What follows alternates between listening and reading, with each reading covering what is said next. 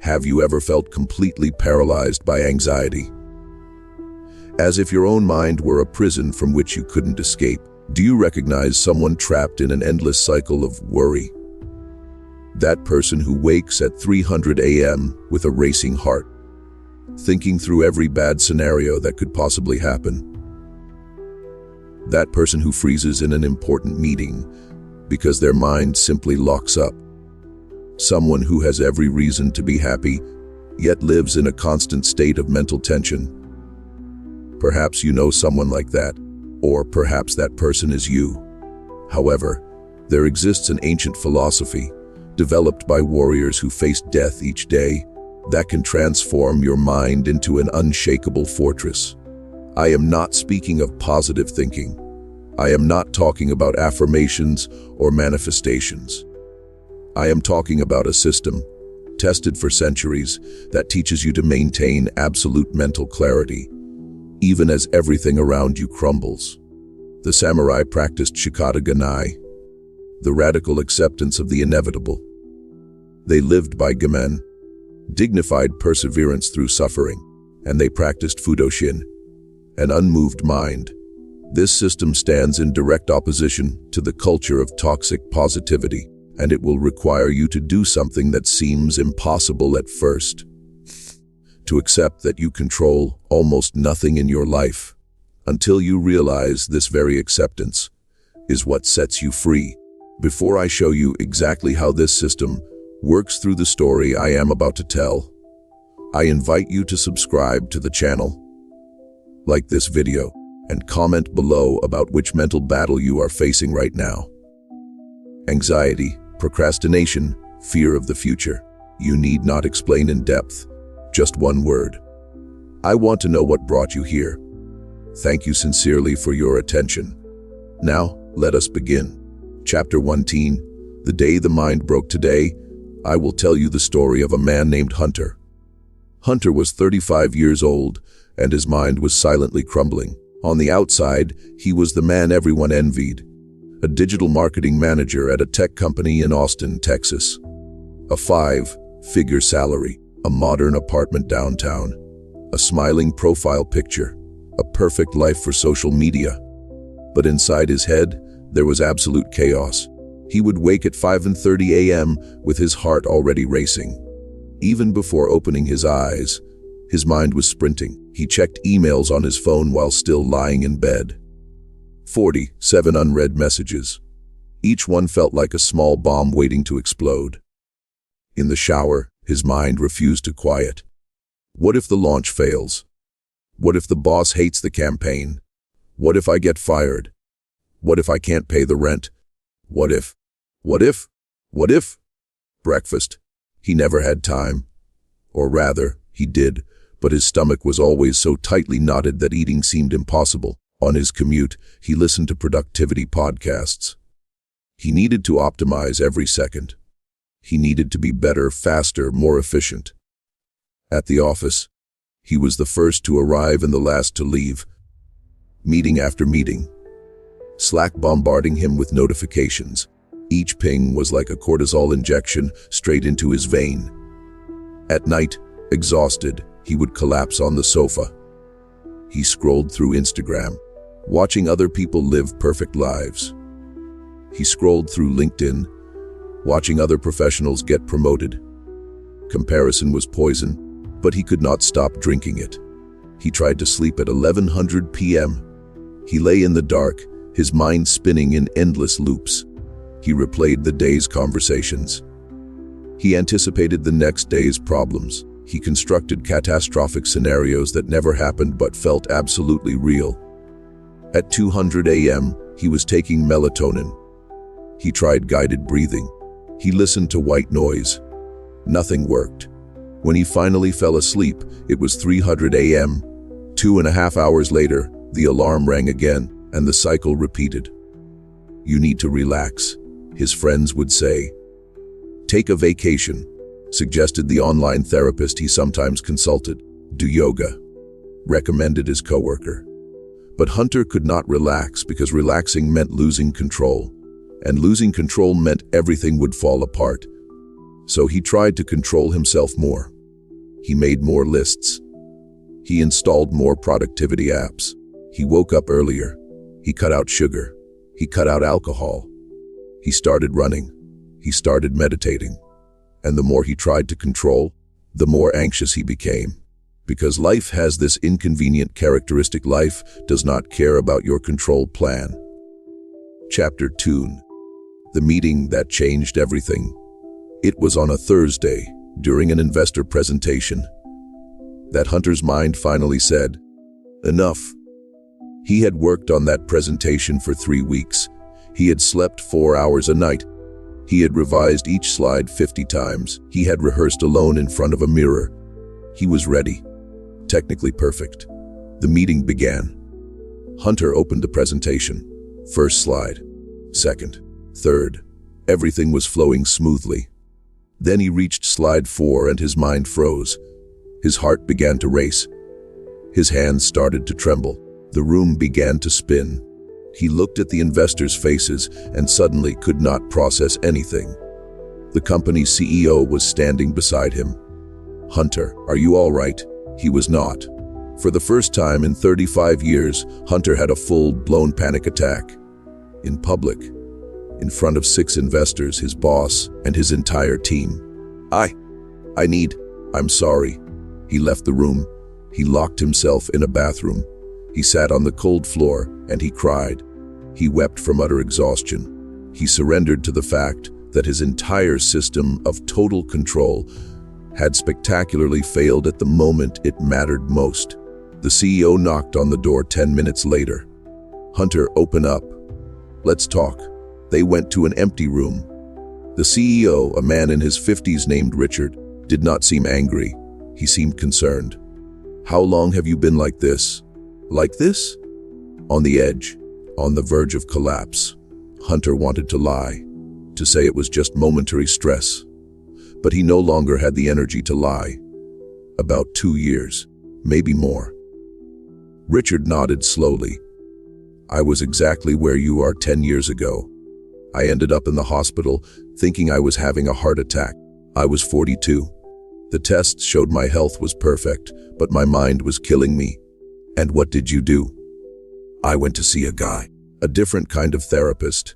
He taught me something that completely changed my relationship with anxiety, with control, with everything. It might sound strange, but it worked. Do you want his contact? Hunter had nothing left to lose. I do. Chapter 3. The Japanese therapist. 3 days later, Hunter sat in the therapist's office. Dr. Takahashi entered. A man around 60. Gray hair. An erect posture. Deliberate, calm movements. He did not look like a therapist. He looked more like a martial arts master. Hunter, tell me what brings you here. The hunter told him everything. The constant anxiety, the sleepless nights, the panic attack, the feeling of losing control. When he finished, he expected to hear about breathing techniques, about medication. Dr. Takahashi did not take out a notebook. He did not take notes. He simply said, tell me something. How many hours a day do you spend trying to control things you cannot control? Hunter paused. What do you mean? You worry about what your boss will think. But do you control what he thinks?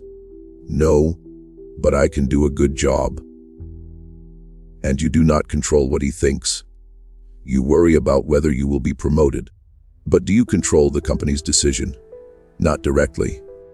You might do good work, but the company could promote someone less qualified simply because they find that person more likable. You worry about the economy, the market, the future. Do you control the future? No. So why do you waste your mental energy trying to control what cannot be controlled? Hunter fell silent, because that was exactly what he did. Every single day, he spent 90% of his mental energy trying to control things completely beyond his control. Dr. Takahashi leaned forward. Hunter, the samurai of feudal Japan, faced death every day. A poorly blocked sword, and they died. A moment of distraction, and they died. They lived in the most extreme danger zone you can imagine. And do you know how they dealt with it? They developed 3 philosophies that I am going to teach you. But first, I need to know, are you ready to accept something that goes against everything modern culture has taught you? What? That you are not in control, and that this is the best news you have ever received. Chapter 4, Flourishing. The Immovable Mind. I will tell you a story, said Dr. Takahashi. There was a samurai named Miyamoto Musashi. He was challenged to a deadly duel by the best swordsman in Japan, a man named Sasaki Kojiro. The duel was scheduled for 8:00 a.m. on a remote island. Kojiro arrived on time, prepared, focused, ready to kill or be killed. But Musashi did not show up. 9:00 a.m. nothing, 10:00 a.m. nothing, noon nothing. Kojiro seethed with rage. He paced back and forth. His mind was in chaos. When Musashi finally appeared hours late, casually paddling a canoe, Kojiro exploded. "You have no honor!" And here is the crucial detail. While Kojiro trembled with rage, his breathing rapid, his muscles tense, his mind clouded by fury, Musashi was completely calm. His mind was still as a mountain lake. This mental state is called flourishing. The duel lasted seconds. Musashi won, not because he was stronger, but because while Kojiro had been overwhelmed by emotion, Musashi had kept his mind still. The hunter heard the story, but did not understand the connection. Dr. Takahashi, with all respect, I am not facing sword duels. I am having panic attacks. You are in a duel every day against your own mind, and you are losing because you are being hijacked by your emotions. Anxiety arrives, and you let it completely control you. Fear arrives, and you are paralyzed. Stress arrives, and you react as if a lion is attacking you. But I can't control it when the anxiety comes. Exactly. You cannot. And that is the point. Flourishing is not about not feeling anxiety. It is about not being controlled by anxiety. It is about observing anxiety as you observe clouds passing in the sky. It is there. You see it, but you are not swept away. Dr. Takahashi stood and went to the window. Do you see that bamboo out there? When a strong wind comes, the bamboo bends, but it does not break, because bamboo does not resist the wind. It moves with the wind, yet keeps its roots firm. That is flourishing. Your anxiety is the wind. It will come. It always will. But you do not need to break. You need to learn to bend without breaking. A hunter felt something strange. For the first time in years, someone was not telling him, stop feeling anxious, or think positive. They were saying, feel, but do not be overwhelmed. How do I do that? Be practicing. Starting small, very small. Chapter 5V, The Practice of the Still Mind. I am going to give you an exercise, said Dr. Takahashi. When you feel anxiety coming, and you probably will, even today, do this. Stop, do absolutely nothing for 10 seconds. Just observe. Observe the anxiety as a scientist would observe an interesting phenomenon. Ask yourself, where do I feel this in my body? Chest, stomach, throat. Just locate it. Do not try to change it. Just observe. Then breathe once deeply, and only then, consciously decide how to act. Hunter thought it was ridiculously simple. That's all. That is all. But it is much harder than it seems because your instinct will be to react immediately. Anxiety arrives, and you want to do something, urgently, to stop it. But that urgent doing is what keeps you trapped. Those 10 seconds create a space between stimulus and response. And in that space, that is where your freedom lies. That afternoon, Hunter returned to work. He was at his computer when he received an email from the CEO. We need to talk about the project. My office. Now, his body reacted instantly. Heart racing, hands sweating. His mind already creating 1,000 scenarios. I'm going to be fired. They're firing me. I'm finished. But then he remembered. He stopped for 10 seconds. He observed. The fear was in his chest, a pressure, a tension. But that was all it was, a physical sensation. It was not reality. It was a reaction. He breathed once deeply, and he consciously decided, I am going to go up and find out what he wants. Creating mental scenarios will not change what he means. Hunter went upstairs. The CEO wanted to talk about reassigning the project to ease the pressure on him. It was not a dismissal.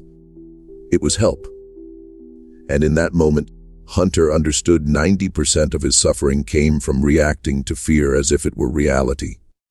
But between fear and reality, there was a space. And in that space was Fudoshin. Chapter 6e Shikata Ganai. What cannot be changed. 2 weeks later, Hunter returned to the office. He had practiced the 10 seconds religiously. It did not always work. Sometimes anxiety still overwhelmed him.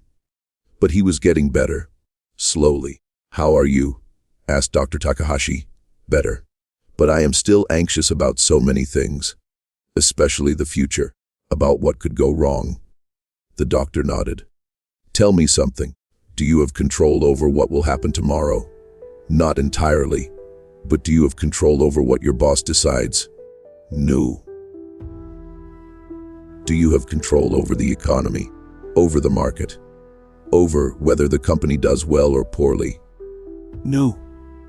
Do you have control over whether you will get sick? Over whether you will have an accident? Over how long your parents will live? No.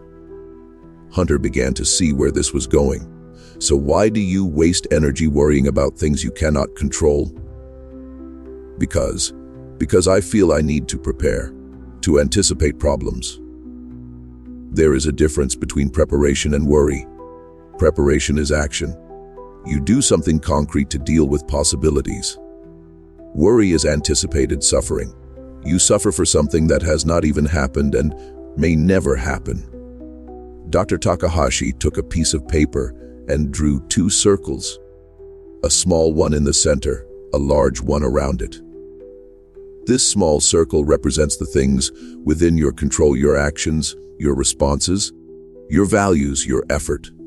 This large circle represents the things outside your control, basically everything else. Most people spend 90% of their energy on the large circle and 10% on the small circle. That is why they live exhausted and powerless, because they are trying to control the uncontrollable. The Japanese have a phrase for that, shikata ganai. It literally means eat cannot be helped. But philosophically, it means something much deeper, the radical acceptance of what is beyond your control. Hunter looked uncomfortable. But isn't that giving up? No. It is exactly the opposite.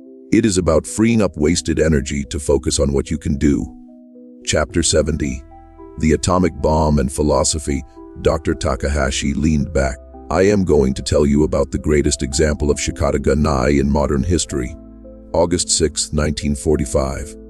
An atomic bomb explodes over Hiroshima. 80,000 people lose their lives instantly. The entire city is vaporized. 3 days later, Nagasaki. Another 70,000 lives lost. What do you do when your entire city vanishes in a flash of light? When everything, every house, every street, every person you knew, turns to radioactive dust, you can spend your energy on anger, on lamenting, on unanswered questions. Why us? How is this fair? What did we do to deserve this? Or you can do what the survivors did. Shikata ganai. It happened. It cannot be undone. Lamenting will not rebuild the houses. Anger will not resurrect the dead. So what can be done? And they rebuilt. In 13 years, Hiroshima was back. In 1964, Japan hosted the Olympics. The country that had been reduced to rubble became one of the world's greatest economic powers. How? Through a fundamental philosophical choice: do not waste energy lamenting what cannot be changed. Direct all your energy toward what can be done. Hunter felt the illusion of control shatter within him. So I simply accept that I control nothing. You accept that you are not in control of almost anything, but the little that you do control, your actions, your responses, your character, that you control completely. And that is all you need. Dr. Takahashi wrote something on a piece of paper and handed it to Hunter. Grant me the serenity to accept the things I cannot change, the courage to change the things I can, and the wisdom to know the difference. This is not Japanese. It is the serenity prayer, but it is exactly Shikata Ganai. This prayer exists in so many cultures because it is a universal truth we all eventually discover. Suffering comes from struggling against reality. Chapter 80 Gaman. Persevering with dignity. A month later, Hunter was improving. He was practicing Fudoshin. He was learning to let go of what he could not control. But life, as always, brought a test. His father called. Stage 3 cancer. Aggressive treatment needed. Hunter sat in his car in the work parking lot and cried. All the mental practice he had done seemed useless in that moment because the pain was too real. The fear was too great. He called Dr. Takahashi. I can't do this. It's too much. It's too heavy. Come here. Now. An hour later, Hunter was sitting in the same room, but this time he could not stop shaking. My father has cancer. I know. You told me on the phone, and it is terrible. It is frightening. It is unfair. Dr. Takahashi did not try to downplay it. He did not say everything would be all right. He just validated the pain. How do I deal with this? With Gaman. What is that? The third philosophy, and perhaps the most difficult. Gaman means persevering through suffering with dignity. It is not about suppressing emotions. It is not about pretending it does not hurt. It is about feeling completely, but not being broken. Hunter shook his head. I am not strong enough for this. You are, because you are already doing it. You are here. You came seeking help instead of falling apart. That is Gaman. Doctor. Takahashi went to the garden and returned with a small bonsai tree. Do you know how these trees survive? They are deliberately exposed to harsh conditions. Little water, lots of sun, aggressive pruning. And that does not kill them. It makes them stronger, more resilient, more beautiful. Your suffering will not break you unless you let it. Gaman is not about not suffering. It is about suffering without losing your dignity, without losing yourself. Will you cry? Yes. Will you be afraid? Yes. Will you have horrible nights? Yes. But the next day, you will get up. You will be there for your father. You will do what can be done. That is Gaman. The following months were the hardest of Hunter's life. His father's treatment was brutal. Chemotherapy that left him too weak to get out of bed. Radiation that burned his skin. Bad days, worse days. Hunter visited the hospital every week. And every time he arrived, he practiced the 3 philosophies. Fudoshin, when anxiety tried to consume him, he observed the fear. He did not deny it, but he did not let it control him. Shikata ga nai, when he wanted to scream, why my father? He accepted he could not control the cancer. He could only control his presence.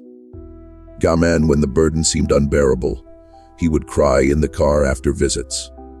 But he always came back. He was always there. And something surprising happened.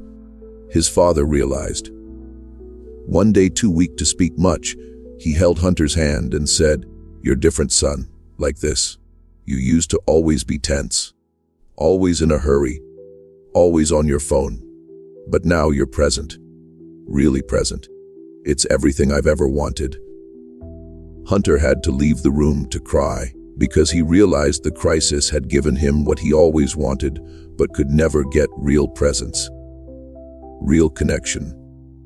3 months later, against all odds, a scan showed the tumor had shrunk significantly. The treatment was working. When the doctor delivered the news, Hunter did not jump for joy. He did not shout. He just took a deep breath and whispered, "Shikata ga nai," because he had learned that life is not about controlling outcomes. It is about being present, regardless of the results. Chapter 90. The silent transformation. 6 months after the first consultation, Hunter was a different person. Externally, people noticed. He was not tense all the time anymore. He was not on his phone during conversations anymore. His shoulders were not permanently hunched. He breathed differently. He moved differently. But the real transformation was internal. He was still a little anxious. Sure. But now, when the anxiety came, he did not panic about being panicked. He just observed. Things that used to overwhelm him, urgent emails, criticism from his boss, project problems, he now processed them differently. First, he asked, is this within my circle of control? If yes, action. If not, shikata ganai. Did the work get easier? No, the work remained difficult. But he was no longer fighting against the difficulty. He was navigating through the difficulty. And the strangest thing was, he was more productive now, because he was not wasting 70% of his mental energy on worry. He was using that energy on real action. In his final consultation with Dr. Takahashi, Hunter asked, how do I know if I've truly changed? How do I know this isn't temporary? The therapist smiled. Tell me, when was the last time you had a panic attack? Hunter thought, 4 months ago. And when was the last time you lost a night's sleep because of anxiety? Last week. But I eventually slept, and the next day I was fine. You are not cured. Cure is a lie we sell. You are transformed. You have the same emotions, but a different relationship with those emotions. And that relationship is everything. Dr. Takahashi took 3 bamboo cards and wrote on them, Fudoshin, pay attention to your emotions. Do not be overwhelmed by them. Shikata ganai, accept what you cannot control. Act on what you can control. Gaman, persevere with dignity. Suffering does not define you. Take these with you. When things get tough, and they will, read them. Remember that you have a system now. You are no longer adrift in the sea of your own mind. You have an anchor. Chapter 10D. The final test 2 years later, Hunter was at a presentation again. Same room. Same investors. Same pressure. But he was different. Before the presentation began, he felt the anxiety rising. His heart raced slightly. His hands sweated. Familiar signs. Instead of panicking about panicking, he simply observed. Fudoshin. Anxiety. You're here. That's normal. This is a high-pressure situation. My body is preparing itself. But I am not you. Thoughts began to surface. What if I freeze again? What if they don't like it? What if? Shikata ganai. I do not control what they will think. I only control my preparation and my delivery. I have prepared. Now it is just a matter of delivering. The presentation began. He spoke for 30 minutes. Clearly. With presence. Were there moments of nervousness? Yes, but he did not try to hide it.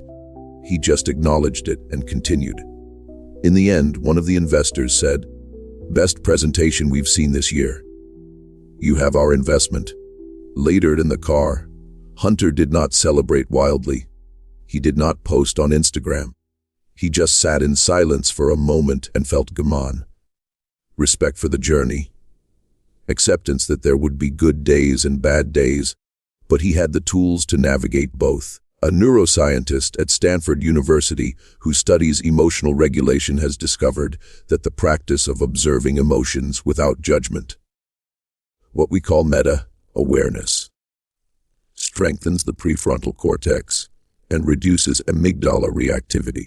Essentially, you train your brain not to be hijacked by emotions. This is exactly what the samurai discovered centuries ago through meditation and discipline.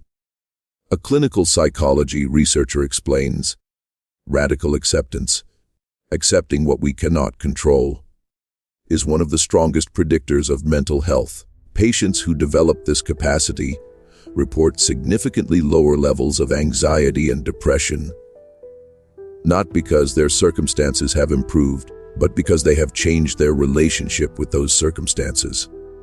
A study on resilience in populations exposed to trauma found that the ability to persevere with dignity through suffering, what we call dignified endurance, is associated with greater long-term psychological well-being.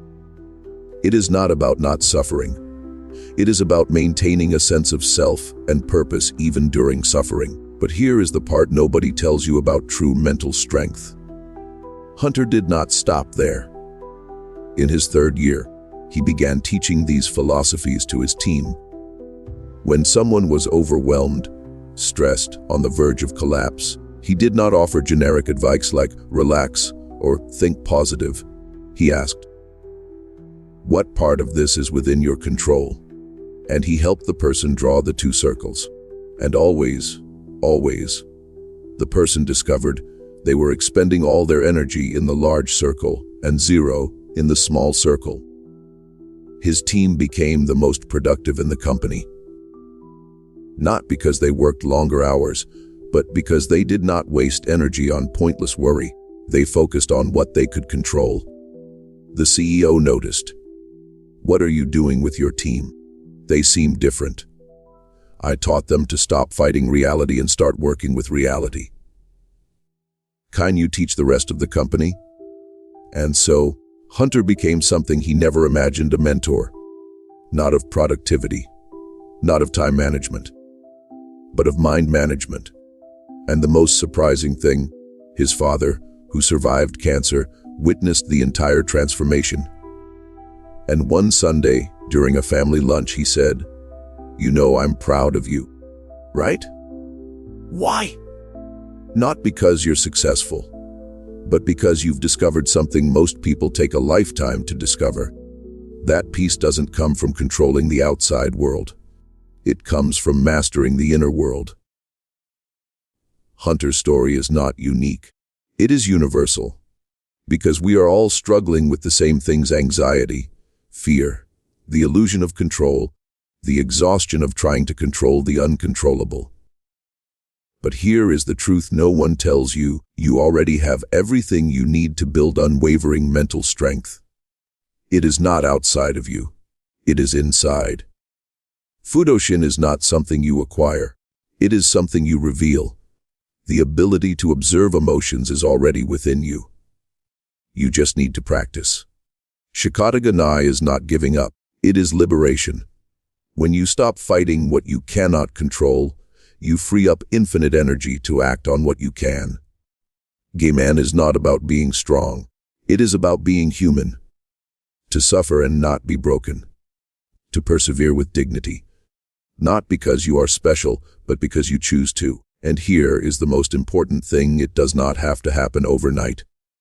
Hunter took 2 years. You might take 3 or 5. It does not matter, because time will pass anyway. In 5 years, will you be in the same place, stuck in the same mental patterns? Or will you be someone who has transformed suffering into wisdom? Samurai were not born with an immovable mind. They practiced every day for years until it became part of who they were. You can do the same. Starting today. With a simple practice. The next time you feel anxiety coming, stop for 10 seconds. Just observe. Do not try to control it. Just observe. Those 10 seconds can change your whole life. Because in them, you discover that you are not your emotions. You are the observer of your emotions. And that discovery is the beginning of everything. If this video touched you in any way, if you recognize something of your own mental struggle in Hunter's story, I invite you to do something. Comment below which of these 3 philosophies resonated most with you: Flourishing, Unshakeable, or Game-on. You need not write a long text, just one word. Subscribe to the channel if you have not already. Turn on notifications, because every week I bring you content like this. Ancient philosophies applied to modern life. Real knowledge that transforms, not superficial motivation that lasts 3 days. And if you would like to delve even deeper into these Japanese philosophies, I invite you to watch one of the videos currently appearing on your screen. You are sure to gain valuable insights. Remember, you do not need to be perfect. You just need to start and keep going. Even when it is hard, especially when it is hard. See you in the next video. Be present. Walk with honor. Follow the path.